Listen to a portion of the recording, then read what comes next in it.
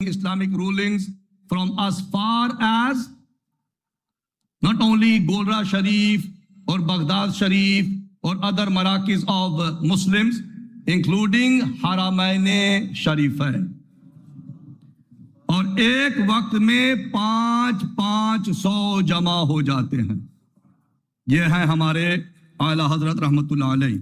اب آپ ہی کے خاندان کے عظیم نوجوان ابھرتے ہوئے عالم اور مفتی اور محقق نبیر اعلیٰ حضرت مظہر حجت الاسلام الشاہ مفتی ارسلان رضا قادری حفظہ اللہ ورعاہ، آپ کا پیغام مسرت ہے.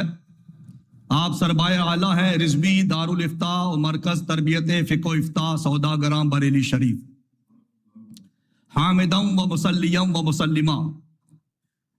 وہابیہ نے سرکار اعلیٰ حضرت کا تعارف اس حیثیت سے کرایا کہ مولانا احمد رضا بریلوی ناشر بدعات و منکرات ہیں. یہ پروپیگنڈا اور افواہ عوام کالانعام اور خواص کالعوام کی بدعمالیوں اور بے رہرویوں کی وجہ سے بھی زور پکڑتی چلی گئی. عرف عام میں مزارات اولیاء پر وہ کچھ خرافات اور غیر شرعی رسومات ہوتے نظر آتے ہیں کہ علماء اہل سنت بالخصوص امام اہل سنت سرکار اعلیٰ حضرت نے ان تمام بدعات و خرافات کے خلاف رسائل و فتاوی تحریر فرمائے ہیں. تقریبات محرم الحرام میں غیر شرعی رسومات ہوں یا معمولات اہل سنت کے نام پر غلو و افراط، سب کے رد میں اعلیٰ کا کوئی نہ کوئی رسالہ یا کوئی نہ کوئی فتویٰ ضرور مل ہی جاتا ہے. مثلاً سجدہ تعظیمی ہو، مزارات پر عورتوں کا ہجوم، قوالی ہو، تعزیہ داری ہو یا مزارات اولیاء کا طواف، ان سب کے رد میں اعلیٰ حضرت کے مدلل و مبرہن فتاویٰ موجود ہیں. کتنا بڑا المیہ ہے کہ اس کے باوجود سرکار اعلیٰ حضرت کو ناشر بدعات و منکرات کی حیثیت سے ایک بدعتی فرقے کی جانب سے مشہور کیا جاتا رہا ہے، بلکہ عالم عرب میں اس حیثیت سے بدنام کرنے کے لیے بدنام زمانہ کتاب البریلویہ نے بھی بڑا کردار ادا کیا ہے. اور بر صغیر میں خود عوامی طبقے کی بدعمالیوں اور بے رویوں نے ان کے اس دعوے کو گویا دلیلیں فراہم کر دی، کیونکہ بر صغیر میں جو طبقہ مزارات اولیاء پر جاتا ہے اور اس قسم کے دیگر امور انجام دیتا ہے اسے بریلوی کہا جاتا ہے.